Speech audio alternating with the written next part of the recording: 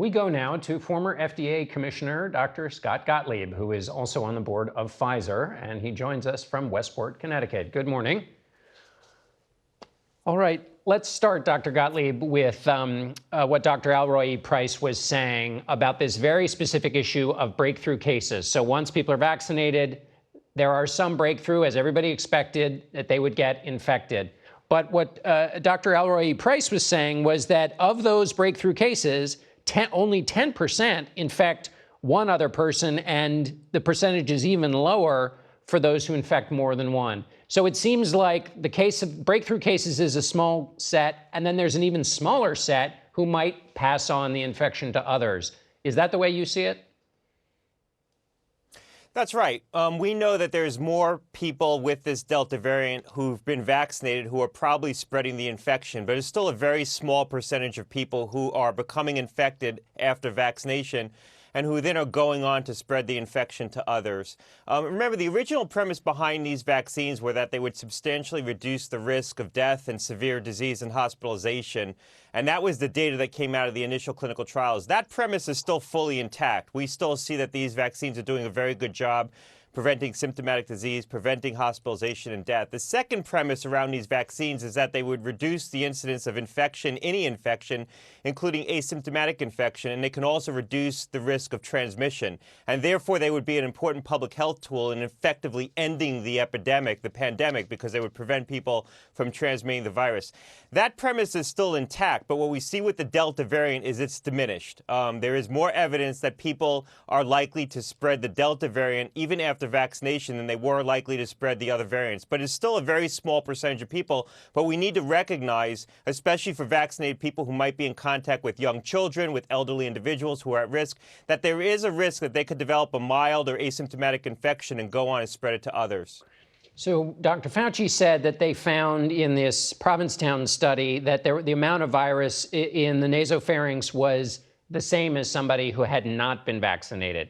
So help me understand. That seems like if there's a breakthrough case, then you've got the ability to spread if it's in the nasopharynx. But then what Dr. Alroy-Price was saying was that it seemed like a much smaller group of people in the breakthrough category that could pass it on. So help me understand maybe the disconnect between those two. Right. The CDC is inferring from this study that there's a risk of transmission in vaccinated individuals. And effectively, what they saw was what Dr. Fauci said. High levels of the virus in the nasopharynx of individuals who were vaccinated and became subsequently infected, on par with the level of virus that you would see in someone who wasn't vaccinated. But we know two things. First of all, nasopharyngeal swabs, the virus titers that you see in those nasopharyngeal swabs, while it's suggestive of someone's ability to spread the virus, it doesn't prove that they're able to spread the virus. So it's not a perfect correlate with your ability to transmit the virus and how contagious you are. You really want to measure virus levels in the lower airways because that's where aerosols are created, and we know that you spread this virus through aerosols. We also have other evidence that came out this week that people who are vaccinated, even if their viral titers are very high initially for the first 24 hours after they become infected, even if they're asymptomatic and infected, we know their viral titers fall much more quickly than those who are unvaccinated. So maybe after a day or 2 days or 3 days, they're much less likely to spread the virus than someone who remains unvaccinated. So initially, someone who's vaccinated may have the same level to spread the virus, may be on par with someone who's unvaccinated, but their ability to spread the virus probably diminishes more quickly. And therefore, out in the community, if you were measuring their ability to transmit the virus, you would probably see on the whole, they're less likely to be contagious. So one of the challenges, as we've talked about before, is that we weren't testing every single breakthrough case. CDC was waiting until people got to the hospital. They had some inklings of breakthrough cases that weren't at the hospital, but they weren't testing. Should we do more testing to get to the bottom of this question? The CDC has cohorts. They have tens of thousands of people that they're following in cohorts who are vaccinated at different points in time, and they're looking at that data. They peek at that data every 2 weeks to try to look at whether or not they're seeing a rising incidence of breakthrough cases in the vaccinated individuals. And the data that came out to the Washington Post and some slides that were leaked to the Washington Post do suggest that the CDC has some evidence of declining efficacy in the vaccinated population, particularly older individuals who were vaccinated back in December and January.